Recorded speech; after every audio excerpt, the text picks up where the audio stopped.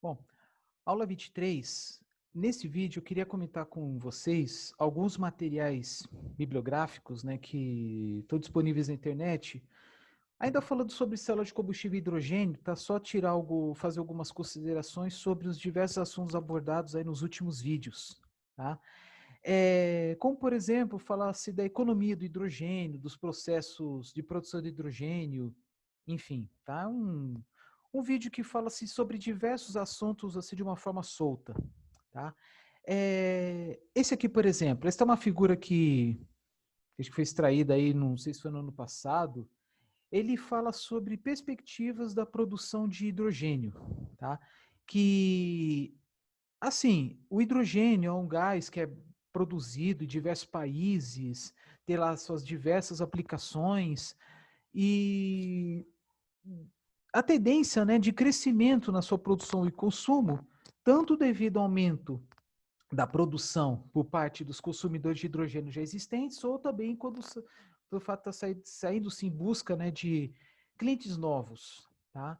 Então, o que, que pode ser visto aqui? Isso é muito comum quando você faz uma análise, né, de uma perspectiva de, por exemplo, produção de alguma coisa, o consumo, enfim, quando tem essas duas variáveis. Essa aqui, business as usual, que assim, eu nem sei como é que seria a tradução a pé da letra em português, mas é uma situação, né, em que, no caso aqui, a economia do hidrogênio seja, assim, apenas regida, né, com as ações do mercado, sem incentivo, sem estímulo governamental nenhum. O que pode ser visto aqui, né, de 2015 para 2030, o aumento da demanda, né, de 325 para 481, mas sem nenhuma interferência do poder público.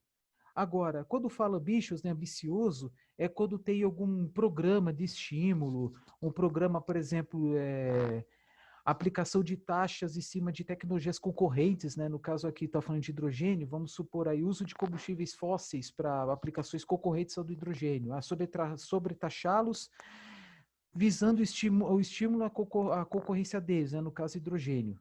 Então, se for seguir assim, seguindo a forma convencional no mercado, há uma perspectiva de aumento 325 para 481 para 780 em 2050. Mas se for tiver alguma ajuda, algum estímulo, algum instrumento artificial, aí pode aumentar de 325 até chegar em 2.251, né? No caso mais específico, né, esses valores são em terawatt de energia.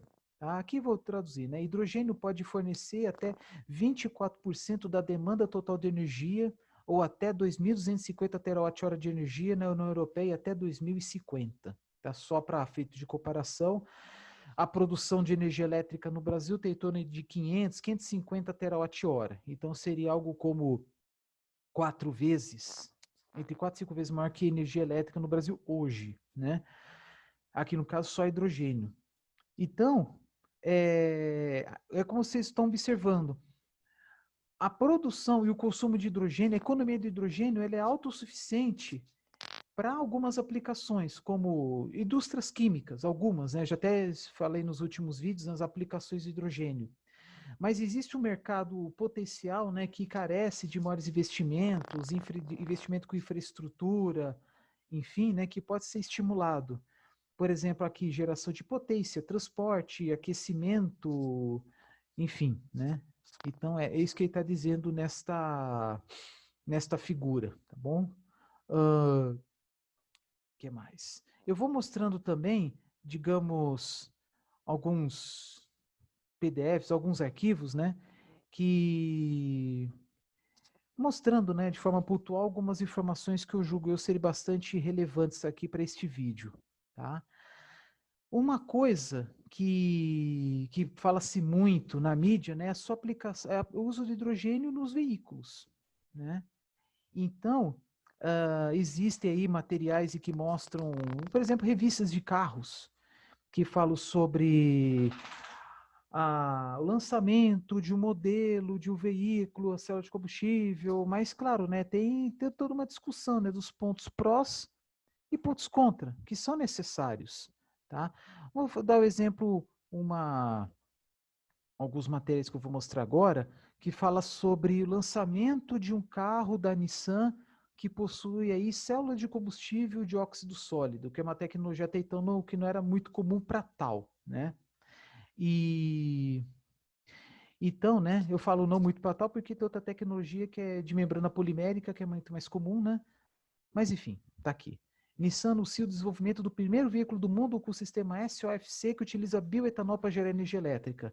É pensando principalmente no mercado brasileiro, né, onde há um grande consumo de etanol para fins veiculares. É pensando mais nisso. Tá? É uma tecnologia que desenvolveram, onde tem o tanque de etanol, o etanol vai para um processo, né, de reformador, shift, etc., né, para a síntese do etanol em hidrogênio, para depois levar esse hidrogênio numa célula de óxido sólido, cuja principal, uma grande vantagem é o fato de não precisar de hidrogênio extremamente puro. Tá? Então é uma tecnologia que já existe, mas não é, até onde eu sei, não é viável economicamente ainda. Tá visto que tem tecnologias concorrentes como o próprio motor de combustão interna utilizando etanol, pode ser carro flex ou carro dedicado apenas a isso, né, que no mercado atualmente não existe mais, ou carro elétrico. Então aqui seria o esquema, né? Um tanque de combustível, reformador, uma pilha de célula de combustível que alimenta, né, uma pequena bateria elétrica, né, principalmente quando você está ligando o carro, né, precisa ter, né, uma injeção inicial de energia elétrica para alimentar depois o motor. Aí pode colocar 100% de etanol no carro ou uma mistura de etanol com água até um determinado limite. Tá? Mas a própria água que está no etanol vai ser necessária, vai ser essencial para desencadear a reforma. Né? No caso, a conversão do etanol em hidrogênio. Tá? Que mais que eu quero mostrar para vocês também? Vou mostrar outro também, né, que tem a ver com esse, digamos, lançamento da Nissan. Aqui. É que muitas vezes, né, se faz materiais, né, voltados para o público geral, não público específico que tem um certo conhecimento naquele assunto, né? Então, colocou aqui 8 destaques sobre carro que gera bioeletricidade a partir do etanol. Mas quem vê isso acha estranho, né? Como é que converte etanol em eletricidade? É dessa forma mesmo, célula de combustível, né? Pouca gente sabe o que é isso, né? O que está dizendo aqui é mais ou menos a mesma coisa que foi para que eu mostrei agora há pouco, tá? Ah, e fala da certa flexibilidade, né? Pode usar etanol puro ou uma mistura de etanol com água, tá bom? O que mais? E aí que pode também, a célula de combustível precisa de oxigênio, pode ser oxigênio puro, mas aí para veicular, né, faria mais sentido usar o oxigênio do ar, né? Então entra nitrogênio também.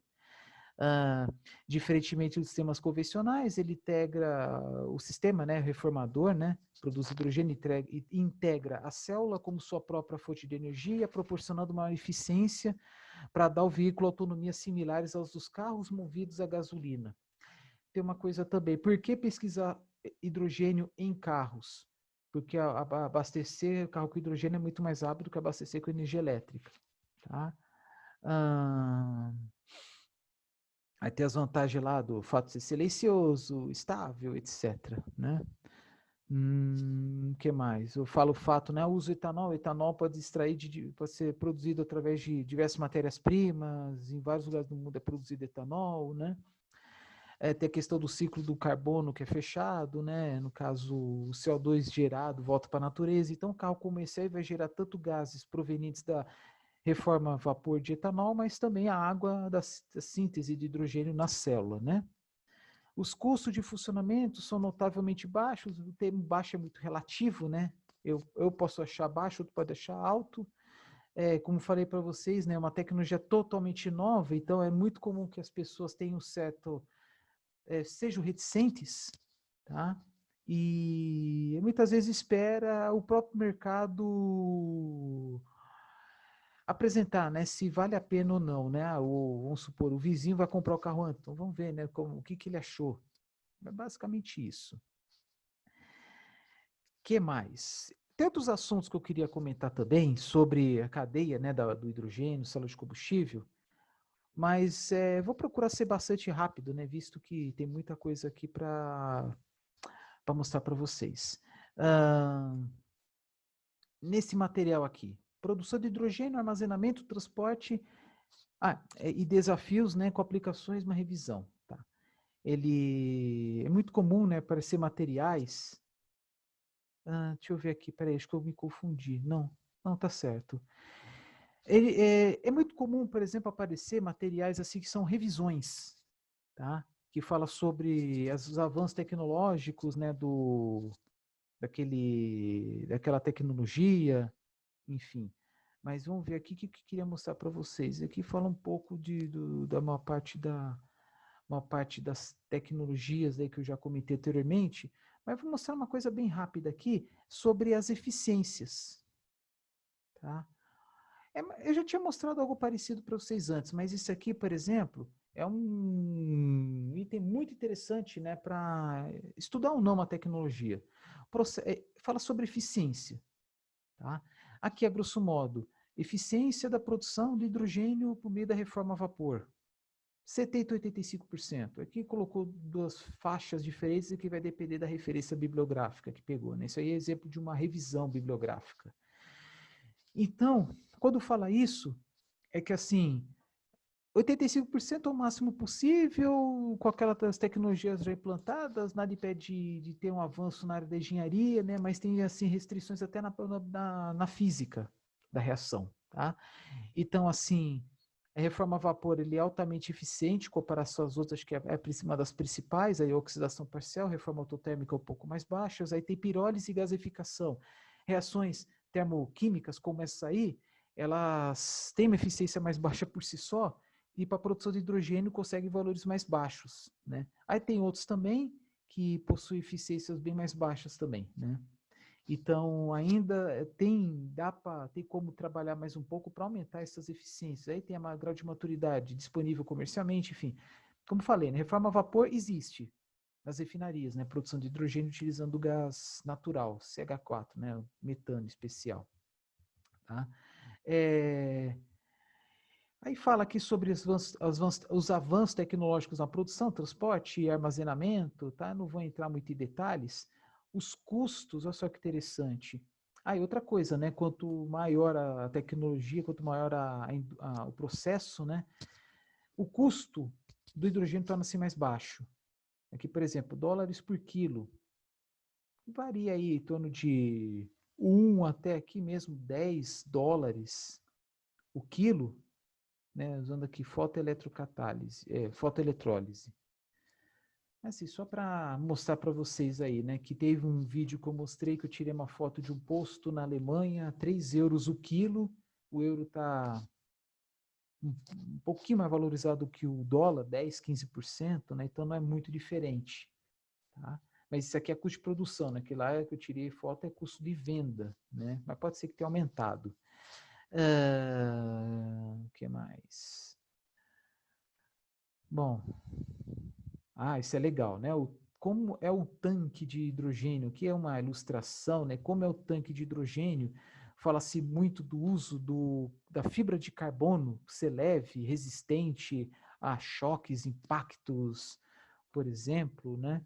Então, precisa ser um material leve, porém resistente, tá? Para armazenar um gás a alta pressão, aqui fala-se até em 700 bar, tá? 700 bar de 700 bar de pressão, né? Da mesma forma que fala em hidrogênio gasoso, também fala em hidrogênio líquido, tá? E até falei, né, até no vídeo anterior, sobre a dissorção como processo de purificação do hidrogênio, extraindo alguns componentes, até mesmo, por exemplo, impurezas, para tornar o hidrogênio mais puro possível. Para quem não sabe, a dissorção, né, é um processo na área da química. É como se fosse uma absorção, só que o grau mais profundo é de molécula, átomo, tá? Aqui, ó. A absorção absorção, dissorção do hidrogênio no hidreto metálico. Aí, no caso, como no último vídeo que eu mostrei para vocês, a reação usando o borohidreto de sódio, tá? Então, assim, muitas vezes fala em adsorção, né? Com o D, em vez de falar de absorção, né? Absorção é algo mais comum que não é tanto a nível molecular, Tá? Que mais? Hidretos metálicos, né? Tem nos últimos, não o anterior, mas o anterior do anterior, né? Demonstrei assim, hidreto metálico, né? Que pode ser de sódio, lítio, magnésio, ferro, cobre, tem um monte uma gama grande de opções aí de hidretos metálicos, tá? Cada um com seus graus aí, podendo armazenar mais ou menos hidrogênio, tem um grande ou pequeno quantidade de energia por massa, volume, enfim, tá? Que mais?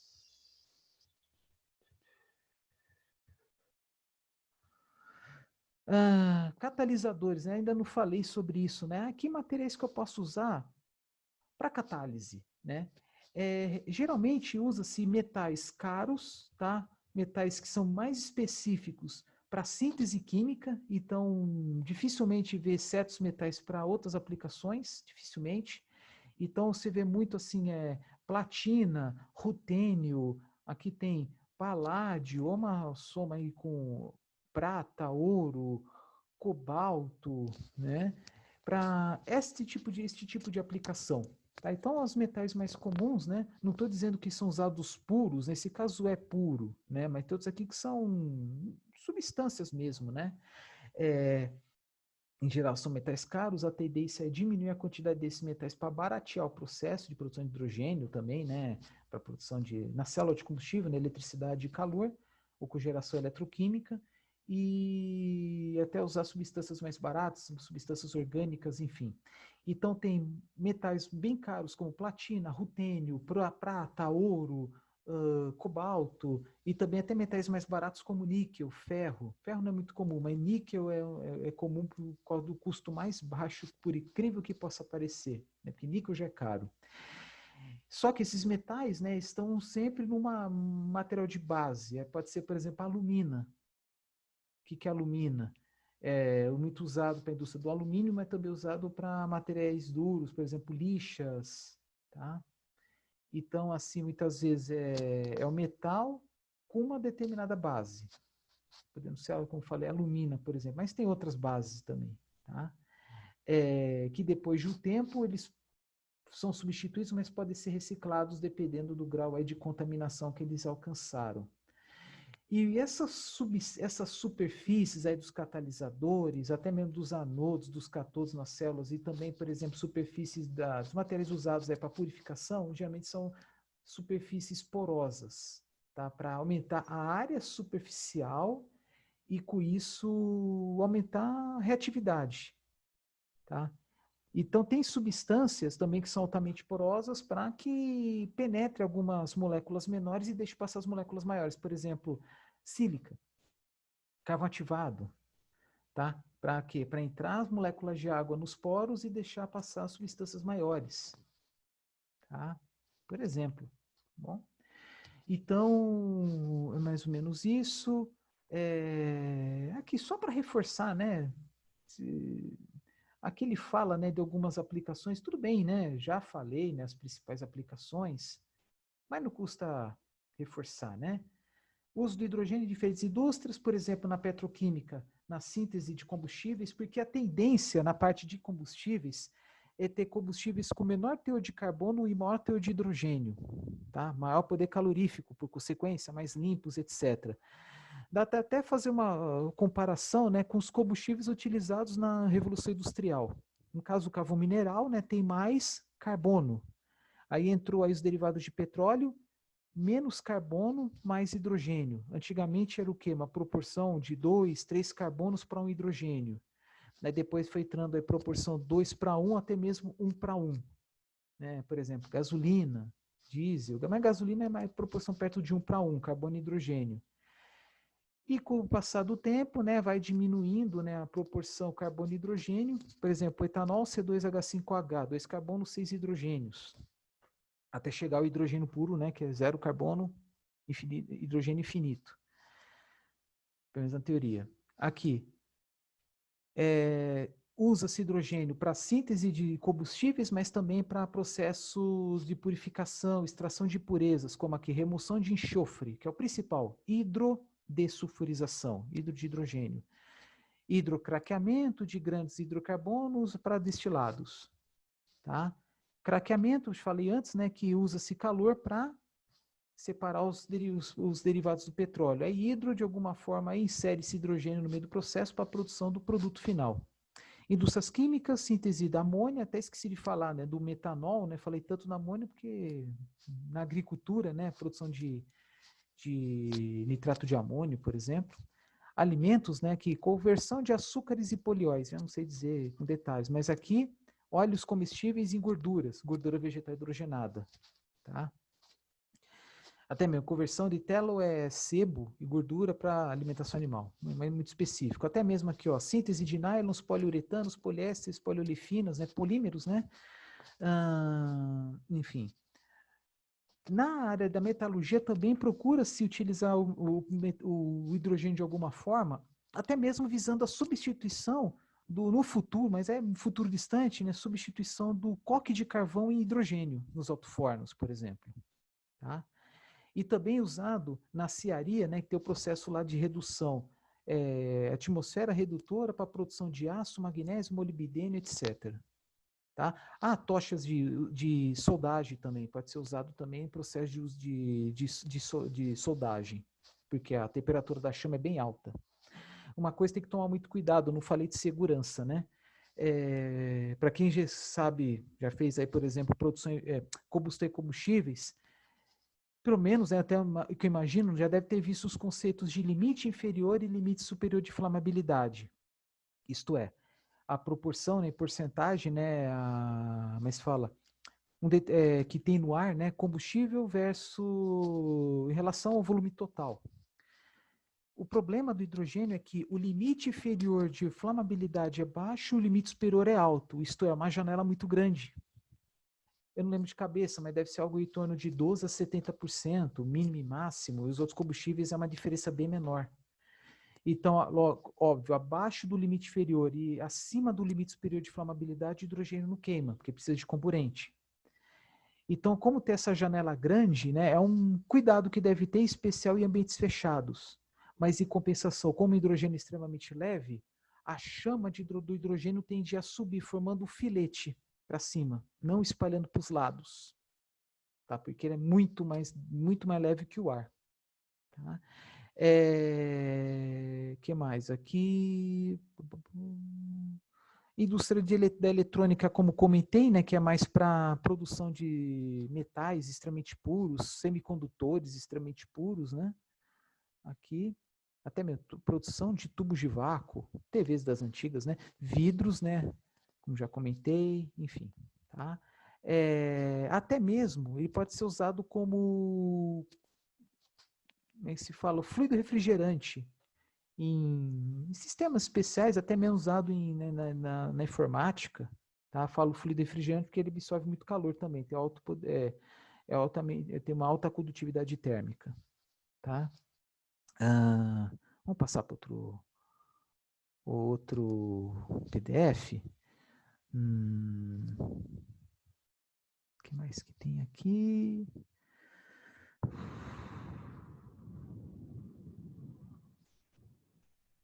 Eu vou falar bem rapidamente sobre produção biológica do hidrogênio, porque eu falei basicamente o quê? Que pode até usar-se bactérias no leito do anodo para utilizar material orgânico qualquer, né? Pode ser, proveniente da biodigestão da biomassa, pode ser um subproduto de alguma indústria, glicose, por exemplo, para converter ele em hidrogênio. Tá? É como se fosse uma reforma direta. Tá? Uma reforma direta dessa substância. Tem bastante coisa aqui nesse material, mas eu só vou mostrar uma figura. Cadê? Desculpa, eu pensei que tivesse aqui. Mas é isso que eu queria comentar com vocês. É a célula, tá? Bom, eu vi algum lugar aqui. Eu passei batido. Tá, pode ser esse aqui. Por exemplo, aqui, né? Uma célula, né? Como outra qualquer, anodo de um lado, cátodo do outro, do lado do anodo, sedimentos. Tá? Biomassa, por exemplo. Até tem água aqui também. E aí, no contato do anodo com o cátodo, gera-se eletricidade, durante o processo também gera-se calor. Essa tecnologia aqui é uma célula que gera pouco calor, tá? As temperaturas são mais baixas. Então aqui é um esquema, digamos, tubular, né? No tubo de um lado entra ar, né? Na superfície interna é cátodo, o cátodo sempre está regido com ar e o anodo sempre regido com combustível. O anodo aqui está na superfície externa e externamente esses tubos passa o efluente. Esgoto, por exemplo, né? Fala-se tanto, né? Algum resíduo de algum processo. Tá? Então é apenas isso que eu queria mostrar deste PDF aqui. Não vale a pena, por exemplo, você vai pesquisar, né, qualquer processo produtivo, no caso aqui nós estamos falando de conversão de energia, sem fazer uma análise do ciclo de vida. Tudo bem que o intuito aqui não é entrar em detalhes sobre este assunto, mas com certeza vai ver esse termo, análise do ciclo de vida, em alguma matéria mais específica sobre o meio ambiente, que é o estudo do produto ou do processo desde a extração da matéria-prima até seu descarte, né? Então aqui, análise do ciclo de vida da produção de hidrogênio da reforma de biogás, mas para estudar, grosso modo, os impactos ao meio ambiente causados por este processo. Aí tem uma análise mais profunda, que deve saber, por exemplo, deve ter esse conhecimento da origem do material usado para a confecção dos catalisadores, a origem dos combustíveis, dos processos e assim por diante, né? É claro que o processo mais eficiente e ambientalmente aceito, digamos, com maior eficiência energética, a tendência a ter um resultado muito bom. Tá? O que mais aqui? Tá? Eu mostrei nos vídeos anteriores alguns gráficos que mostram alguns resultados, tá? Que a produção de hidrogênio está condicionada a alguns fatores, como, por exemplo, temperatura, às vezes até pressão e fluida do reator, mas também a proporção entre os reagentes, tá? Só de curiosidade, tá? Aqui ele mostra a proporção, né? Água versus metano, tá? O que nós podemos observar? Que quanto maior a quantidade de água em relação ao metano, maior a eficiência do processo aqui, ó, mol de H2 por CH4 na alimentação. Tá? E também, vocês estão vendo que com a temperatura, há um aumento também. Tá? Porque é uma reação, reforma a vapor, né, de biogás, metano, aqui no caso é uma reação endotérmica, quanto uma temperatura melhor, né? Enfim. E aqui ele mostra, por exemplo, uma reação a 10 atm, 10 atmosfera. Então também há uma influência aí da pressão, né? Que mais? Aqui também tem um resultado, porque nada impede de produzir o tal do carbono sólido, que eu falei no vídeo anterior, né, que aqui está como coque. Carbono sólido, né, fuligem. À medida que aumenta a temperatura, diminui a produção do coque. Tá? E isso é bom, né? Porque, pô, coque, aí imagina, tem que parar o processo para ficar limpando. Né? E quanto maior a quantidade de água, menor a produção desse coque, desse carbono sólido. Então, recomenda-se colocar bastante água, não apenas pensando no aumento da produção de hidrogênio, mas também para evitar a formação de carbono sólido, que é que nem a gente limpando churrasqueira, fogão a lenha. Né? Forma, é inevitável. Né? Então, nesse ponto aqui dá para evitar. Aqui, mesma coisa, a relação entre o monóxido de carbono produzido versus o gás metano utilizado, né? Aqui também, quanto menor a quantidade de água, quer dizer, quanto maior a quantidade de água, menor a produção de monóxido, né? Por quê? Porque a tendência é produzir mais dióxido de carbono, tá? Não é muito diferente de alguns gráficos que eu mostrei, digamos, anteriormente, tá? Só de curiosidade, né? Não tem nada a ver com essa disciplina, mas aqui, por exemplo, o inventário, todo o processo, tá? Por quilo do hidrogênio produzido, tá? Por exemplo, por quilo de hidrogênio precisou de 4.000 kJ, 4 megajoule no processo para produzir o hidrogênio, tá? só de eletricidade, para alimentar ventoinhas, bomba d'água, aplicações aí que precisa da energia elétrica, né? E análise de ciclo de vida, né? O equipamento lá, o sistema usa, tem concreto, tem madeira, tem ferro, então tá tudo aqui, ó, concreto, aço reforçado, cobre e assim por diante, né? Quanto daquele material foi utilizado para produzir 1 quilo de hidrogênio, né? Aqui, produtos evitados, né? O que seria isso, né? Porque quando você vai fazer, por exemplo, a biodigestão, né? Vai produzir biogás para produzir hidrogênio, né? O produto, o humus também é produto da biodigestão, né? Aí evita de ficar comprando o NPK. É isso que ele está falando aqui. E as emissões? CO, CH4, NH3, né? Gases que vão para o meio ambiente. Então, a análise de ciclo de vida é isso. Talvez vocês vejam isso em outras disciplinas. Então, é o que? É relação quanto de material em massa foi utilizado para alimentar um processo, de energia elétrica que é consumida, calor que é consumido. Fala-se tudo isso aí. Tá? É um trabalho árduo, né? Principalmente se tratando aí de projetos já existentes, projetos mais antigos. Quando é alguma coisa nova, é mais fácil de acompanhar. Tá? Bom, vamos lá, próximo. Cogeração eletroquímica, não. Motor a... Agora começou a travar aqui o... Eu vou mostrar assim, apenas para fim de curiosidade, né? A gente estava falando, né? A hidrogênio é produzido em reatores. E reatores são que? Tanques de, como é que se fala? Tanques rígidos, onde não há variação do volume, né?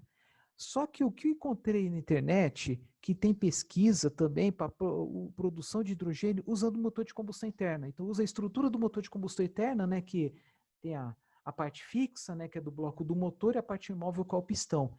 E aí, com o movimento do pistão, há uma variação da temperatura e pressão lá dentro que culmina na produção de hidrogênio. Tá? Então, tá aqui, ó. Motor a combustão vira fábrica de hidrogênio. Tá? Então, aqui a figura. A movimentação do pistão permite aí por exemplo, aqui no caso é a reforma a vapor, né? Metano com água, GLH2 e CO2. E aí no final aqui a saída tal, para o compressor, H2 diluído, tá? E heater, no caso aqui, alguma fonte de calor, aquecedor, né? Então, dá para produzir hidrogênio também em reatores de volume, né, variável, tá? Como no caso aqui. Bom, tem algumas curiosidades aí, né, que vale a pena mostrar, né, para entender bem aí os conceitos, né, os conceitos aí da cadeia do hidrogênio. Eu vou mostrar aqui um gráfico que... não, isso aqui eu mostro depois. Tá, esse aqui não. Esse aqui, motor combustão, já mostrei. Tá, essa figura aqui eu já mostrei. Tá, vou mostrar mais algumas figuras, não é muita coisa. Aqui.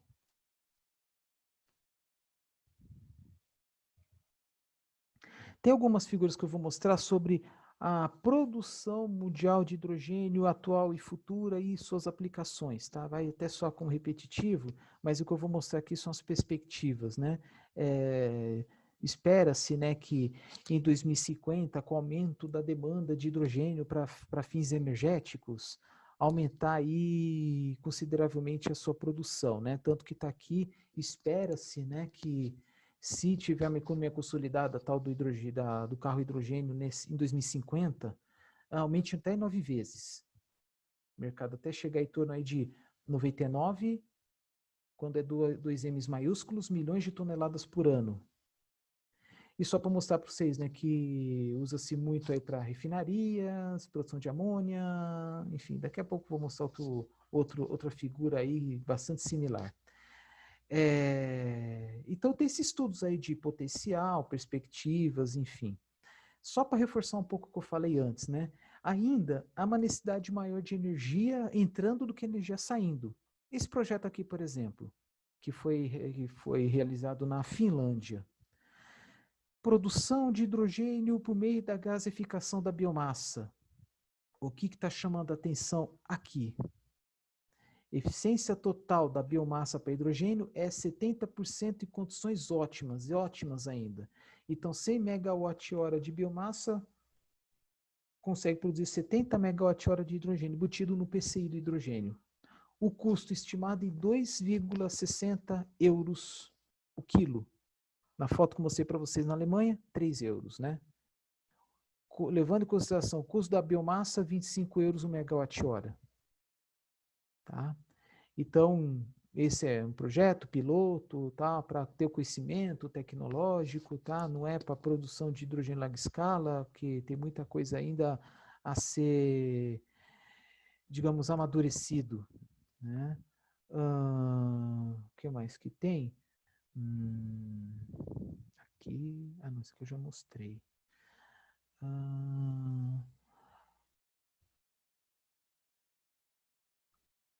Aumentou, né, a demanda de hidrogênio, obviamente. Então, eu vou mostrar um vídeo bem... desculpe, vídeo não, né? Mostrar uma figura bem rápida sobre esse crescimento. De 1980 até 2018, cresceu umas 3 vezes. Mas se for ver na legenda, o hidrogênio necessário por refino, isto é, por parte da cadeia do petróleo e petróleo derivados, é um pouco maior do que o da amônia. Tá? Aí tem, né, produção de metanol, que é usado em sínteses de diversas substâncias, produtos químicos, até mesmo usado para a produção de biodiesel, enfim. Tá? Então, só para fins de curiosidade, né, cresceu-se, mas ainda não para fins energéticos. Tá? O que mais que eu quero mostrar, que eu posso mostrar para vocês? Aqui, mesma coisa, né, falando, né, da sua aplicação, né,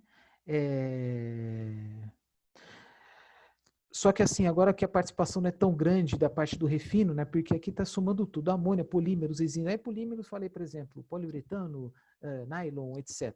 Né? Um pouco na parte da metalurgia, né? Para processo de redução aí do ferro gusa, para a produção aí do ferro e suas ligas, e também para a produção de substâncias puras, aí, semicondutores, vidro, até mesmo que a hidrogenação de gorduras que eu já falei, mas isso aqui faltou comentar com vocês. Eu confesso que a participação do gás natural era até maior, mas mesmo assim é a principal matéria-prima. Menos a metade, aí é derivado de petróleo, óleo, coal, carvão e eletrólise 4%. Só faltava mostrar para vocês em números. Tá? Que mais que tem que seria interessante mostrar para vocês? Vocês estão vendo que é tudo figura que eu estou mostrando, né? Aqui, mesma coisa, né, do gráfico anterior, né, mostrando a participação maior do hidrogênio nas refinarias do que na produção de amônia. Aqui também, né, só que aqui mostrando em forma de diagrama de Sankey. Usa-se mais o gás natural, um pouco do carvão, até outros hidrogênios aí, por exemplo, de combustíveis renováveis, enfim. Aqui esse retângulo representa o hidrogênio por si só, tá? Porque dessas matérias-primas consegue-se hidrogênio, depois hidrogênio para refino, amônia, transporte, metanol, por exemplo. Né? Aí algumas delas necessitam de hidrogênio puro ou também hidrogênio dentro do gás de síntese, isto é, misturado com outros gases. Custos, né? Eu já mostrei, de certa forma, anteriormente, né, onde está, né? Claro que depende da tecnologia, da matéria-prima utilizada, mas, por exemplo, pelo que eu estou vendo aqui, a tecnologia da eletrólise ainda proporciona o hidrogênio mais caro. Só que, como falei, é prático porque pode ter pequenos eletrolisadores. Agora, reformador a vapor é, em geral, só máquinas muito grandes, né? Processos muito grandes. Eletrólise, usando energia elétrica direto da rede elétrica, claro que depende do país, né? Uma previsão de custo para 2030. Aí tem aqui, né? O importante não são os valores, o importante é que está na legenda. Os custos, há uma parte, esse verde escuro, que é o custo do combustível, né? No caso específico, a eletricidade. CAPEX, para quem não sabe, é custo de instalação, tá? E OPEX, que é pequenininho aqui, custo de operação, tá? Em alguns processos até aborda aí o possível custo do carbono, do CO2, né? Se tiver uma tecnologia de captura e armazenamento, ou um imposto, tá? Para desestimular aquele processo altamente emissor, né? Então, vendo aqui, ó, natural gas, gás natural sem sistema de captura e utilização do carbono, sem e com, né? Aqui mesma coisa, carvão sem essa tecnologia, carvão com, tá? Então, uma tecnologia ainda que carece de maiores avanços. Aí tem outros aqui, tudo questão aqui de sensibilidade, mas os mais importantes, custo de instalação, de operação e do combustível. E até mesmo algum custo ambiental, como esse aqui, o CO2. Tá? É sobre isso que eu queria mostrar para vocês por enquanto. Tá? Eu vou fazer mais último vídeo, vai ser mais curtinho, que é sobre cogeração eletroquímica. Tá? É um trabalho que foi desenvolvido por ex-alunos, mas falta eu fazer uns rabiscos aí, tirar foto e mandar para vocês, né? Que é sobre umas reações químicas bem simples aí que pode ser útil para vocês.